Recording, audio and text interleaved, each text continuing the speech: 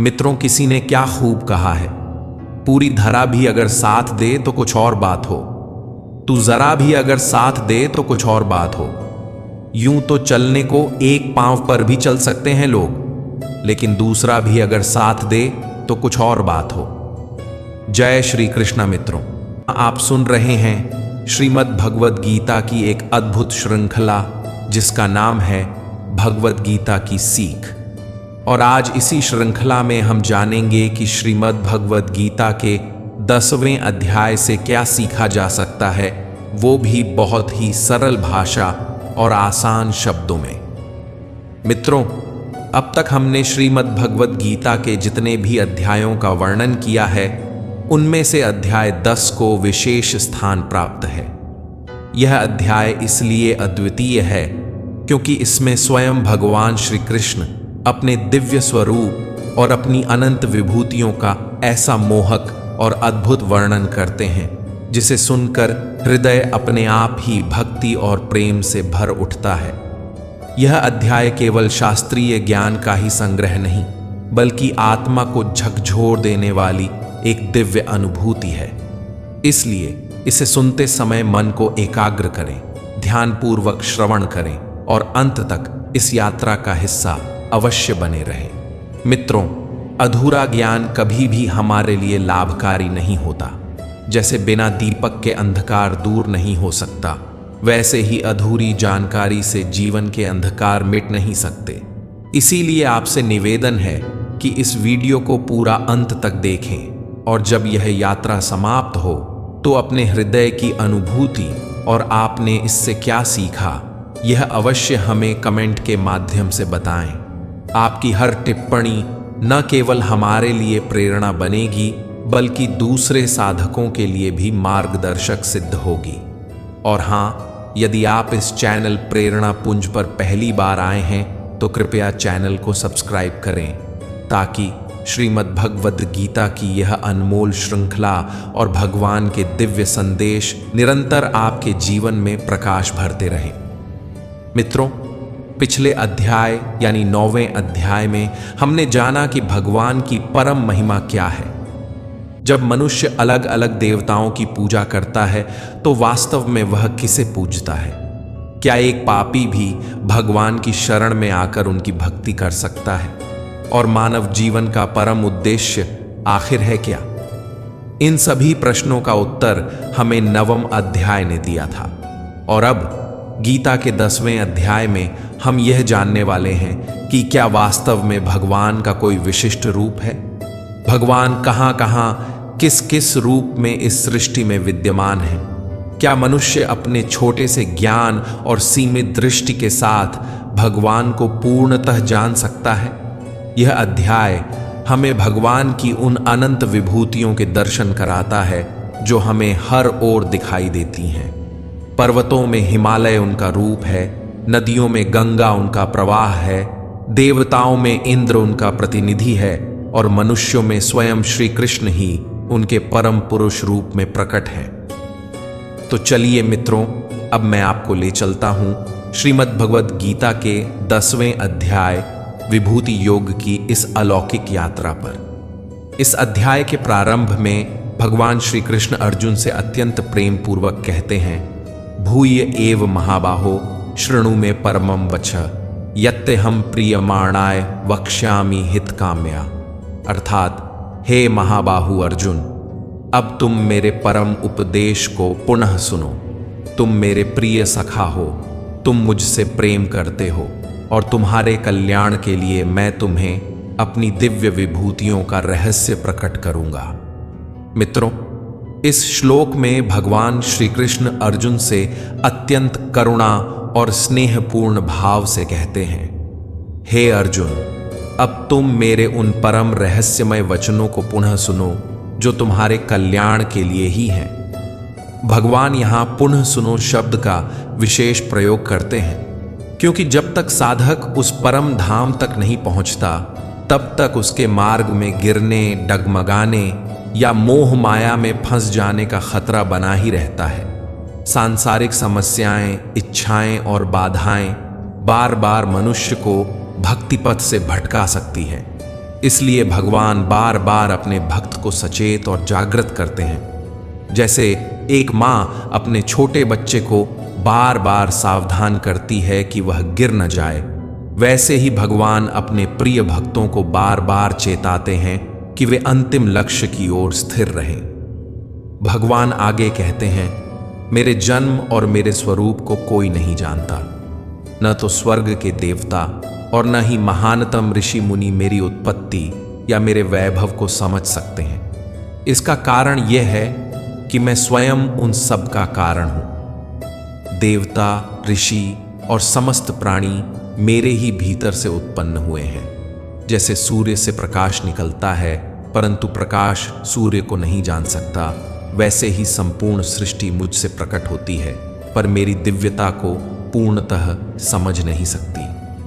इस अध्याय में भगवान श्री कृष्ण अपनी भव्य, अनंत और दीप्तिमान महिमा का ऐसा अद्भुत वर्णन करते हैं जिससे अर्जुन अपने मन और बुद्धि को केवल भगवान पर केंद्रित कर सके। नवम अध्याय में श्री कृष्ण ने प्रेममयी भक्ति योग की व्याख्या करते हुए अपने कुछ वैभवों का उल्लेख किया था, किंतु यहाँ दशम अध्याय में वे और भी विस्तृत रूप से अपनी अनंत विभूतियों का वर्णन करते हैं ताकि अर्जुन के हृदय में गहरी श्रद्धा, दृढ़ विश्वास और परम प्रेम का उदय हो। श्री कृष्ण बताते हैं कि वे ही इस सृष्टि में प्रकट प्रत्येक अस्तित्व का मूल स्रोत है। जो गुण मनुष्यों में दिखाई देते हैं, बुद्धि, बल, तपस्या, सहनशीलता, करुणा, सत्य, धैर्य, वे सब उन्हीं से प्रकट होते हैं। 7 महर्षि, सप्तऋषि, 4 महान ऋषि सनक, सनंदन, सनातन और सनत कुमार और 14 मनुओं का जन्म भी उनके ही मन से हुआ है। इन्हीं महर्षियों और मनुओं से आगे चलकर समस्त मानव जाति की उत्पत्ति हुई। जो साधक यह समझ लेता है कि संपूर्ण सृष्टि का उद्गम और आधार भगवान ही है, वह पूर्ण निष्ठा और अटूट श्रद्धा के साथ उनकी भक्ति में तल्लीन रहता है। ऐसे भक्त केवल स्वयं का ही उद्धार नहीं करते, बल्कि उनकी वाणी और आचरण से दूसरों का भी कल्याण होता है। वे भगवान की महिमा का गुणगान करके मानसिक शांति और आत्मिक संतुष्टि प्राप्त करते हैं और साथ ही अन्य लोगों को भी भक्ति पथ पर प्रेरित करते हैं। भगवान कहते हैं, जो साधक अपने मन और बुद्धि को पूर्णतः मुझ में एकीकृत कर लेता है, मैं स्वयं उसके हृदय में स्थित होकर उसे दिव्य ज्ञान प्रदान करता हूं। यह दिव्य ज्ञान उसकी बुद्धि को प्रकाशित करता है, मोह के अंधकार को मिटाता है और साधक को सहजता से मेरी प्राप्ति की ओर अग्रसर करता है। मित्रों, जब भगवान श्री कृष्ण की अनंत महिमा और विभूतियों का वर्णन अर्जुन ने सुना तो उसका हृदय भक्ति भाव से भर गया। अर्जुन ने बड़ी ही विनम्रता और श्रद्धा के साथ भगवान से कहा, हे प्रभु, अब मुझे पूर्ण रूप से ज्ञात हो गया है कि आप ही इस समस्त सृष्टि के परम स्वामी हैं। आप ही सबके नियंत्रक हैं, आप ही आदि हैं, आप ही मध्य हैं और आप ही अंत हैं। अर्जुन ने यह स्वीकार किया कि श्री कृष्ण का स्वरूप किसी साधारण मनुष्य का नहीं, बल्कि संपूर्ण ब्रह्मांड के परम ईश्वर का स्वरूप है। इस गहन अनुभूति से अभिभूत होकर अर्जुन भगवान से विनती करते हैं कि वे पुनः अपनी अद्वितीय और अनुपम महिमा का विस्तार से वर्णन करें, क्योंकि उनके वचनों को सुनना अमृतपान करने के समान है। जैसे कोई प्यासा व्यक्ति निर्मल जल पीकर तृप्त होता है, वैसे ही अर्जुन भगवान के वचनों को सुनकर तृप्त हो रहे थे। श्री कृष्ण मुस्कुराते हुए अर्जुन को बताते हैं कि वे ही सभी का आधार हैं, चाहे वह कोई जीव हो, कोई देवता हो, कोई महर्षि हो या संपूर्ण सृष्टि हो, सब कुछ उन्हीं से प्रकट हुआ है और उन्हीं में विलीन हो जाता है। वे ही समस्त सौंदर्य, वैभव, शक्ति, ज्ञान और समृद्धि का महासागर हैं।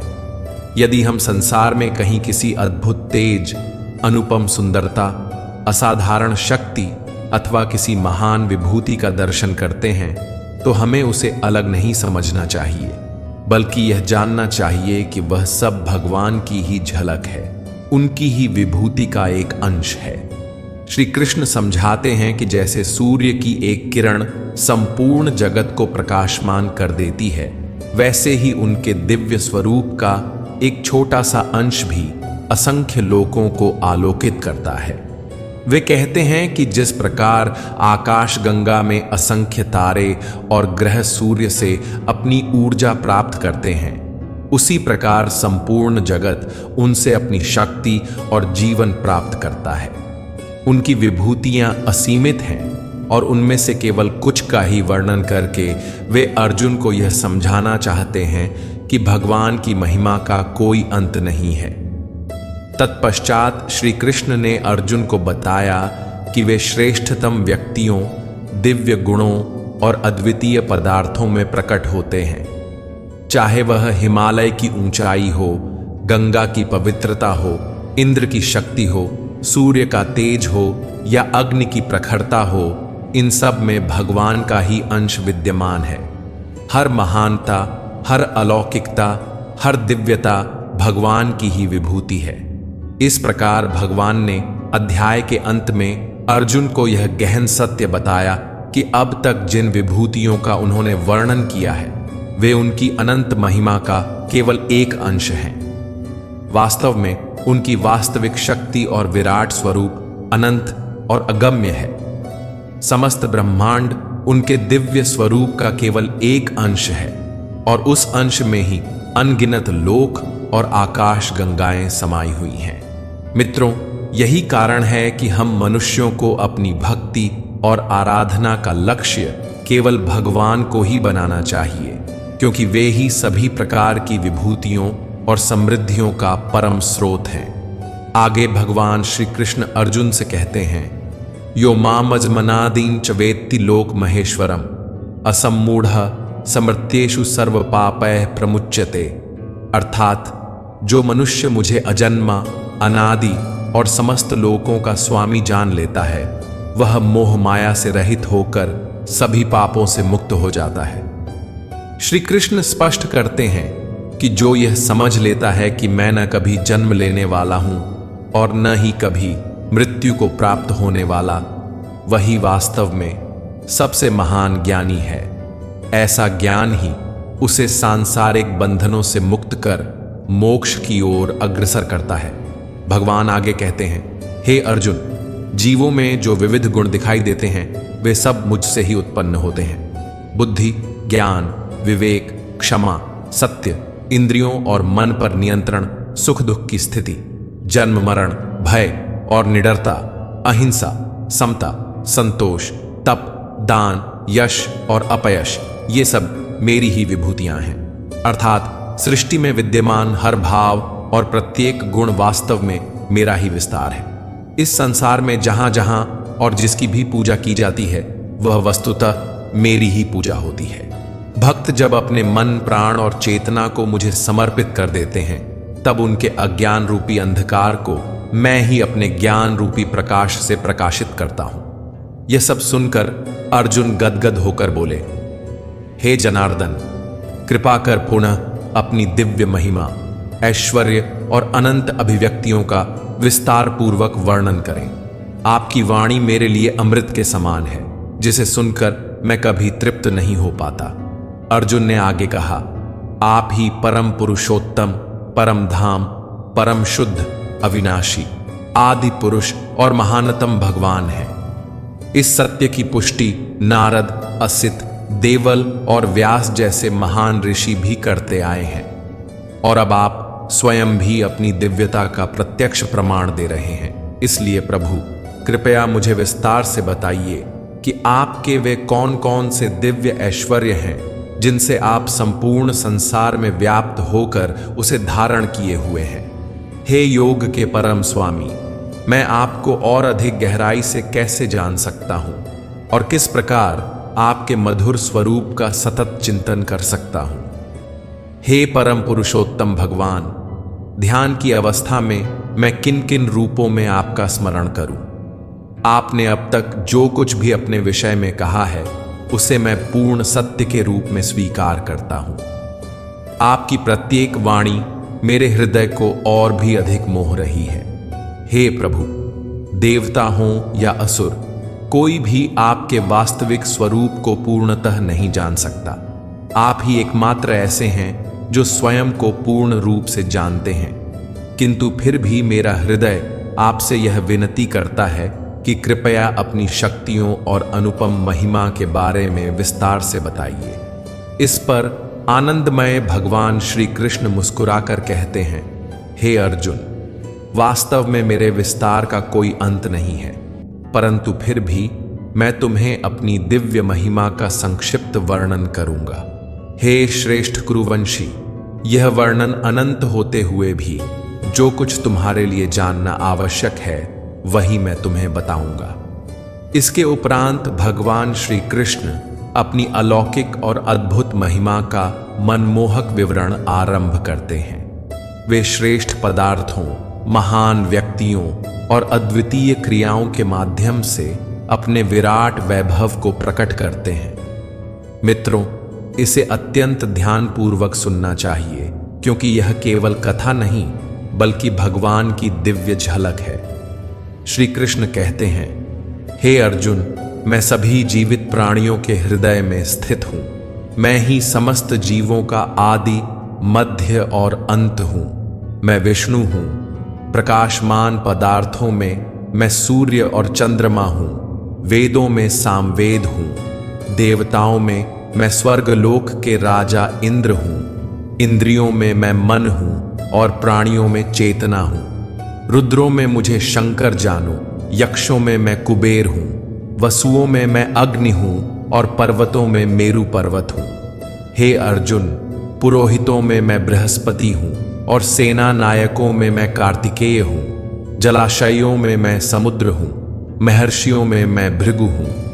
ध्वनियों में दिव्य ओम हूं। यज्ञों में मैं जप यज्ञ हूं। अचल पदार्थों में मैं हिमालय हूं। वृक्षों में मैं बरगद का वृक्ष हूं और देव ऋषियों में मैं नारद हूं। गंधर्वों में मैं चित्ररथ हूं। सिद्ध पुरुषों में मैं कपिल मुनि हूं। अश्वों में मुझे उच्चैः श्रवा जानो, जो समुद्र मंथन से प्रकट हुआ था। हाथियों में मैं ऐरावत हूं और मनुष्यों में मैं राजा हूं। शस्त्रों में मैं वज्र हूं। गायों में कामधेनु हूं। संतति के समस्त कारणों में मैं प्रेम के देवता कामदेव हूं और सर्पों में वासुकी हूं। जलचरों में मैं वरुण हूं। पितरों में अर्यमा हूं और नियमों के नियामकों में मैं यमराज हूं। दैत्यों में मैं प्रहलाद हूं और दमनकर्ताओं में मैं काल हूं। पशुओं में मैं सिंह हूं और पक्षियों में गरुड़ हूं। पवित्र करने वालों में मैं वायु हूं।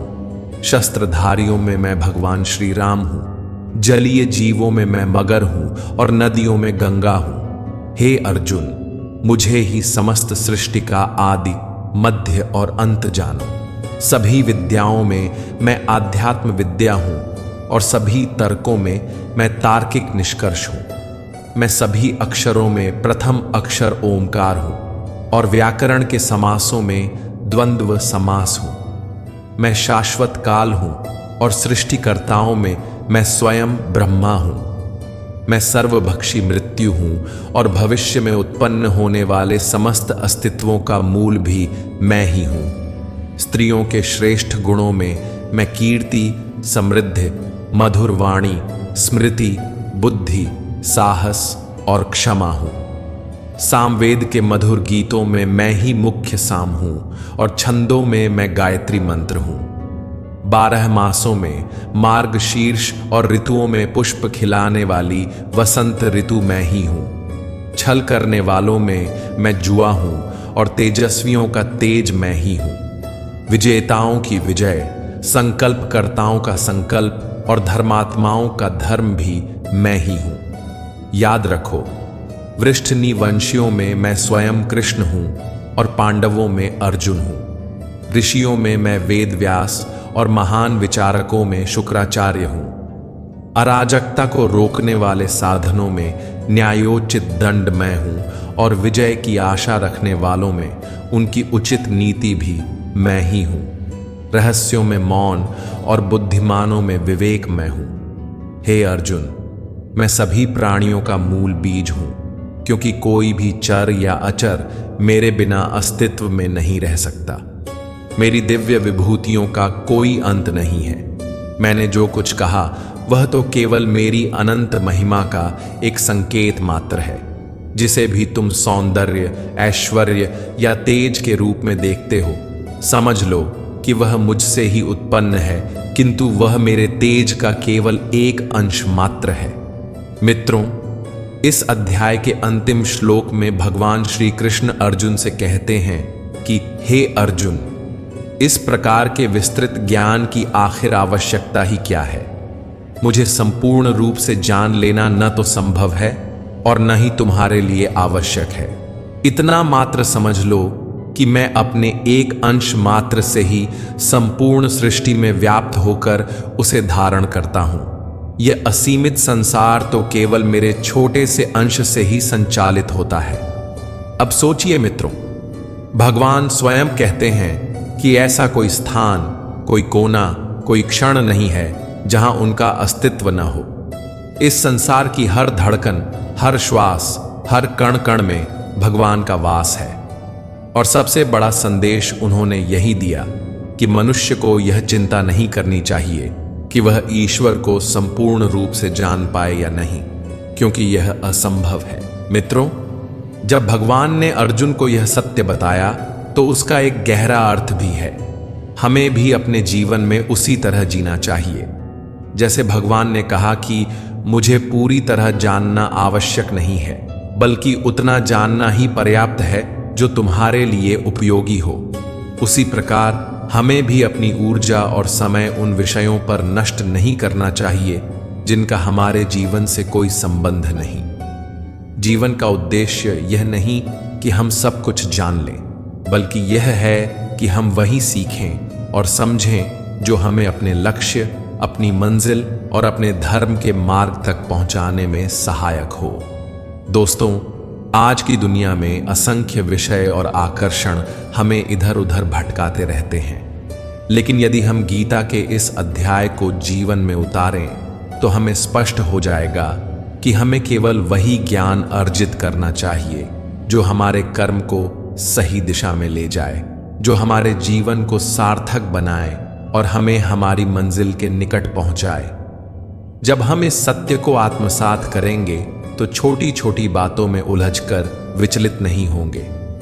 साथियों, आशा है कि आपको श्रीमद् भगवद गीता के इस 10वें अध्याय की यह सरल और सहज व्याख्या अवश्य ही हृदय को छू गई होगी। इस अध्याय से आपने क्या सीखा, यह हमें अवश्य बताइए।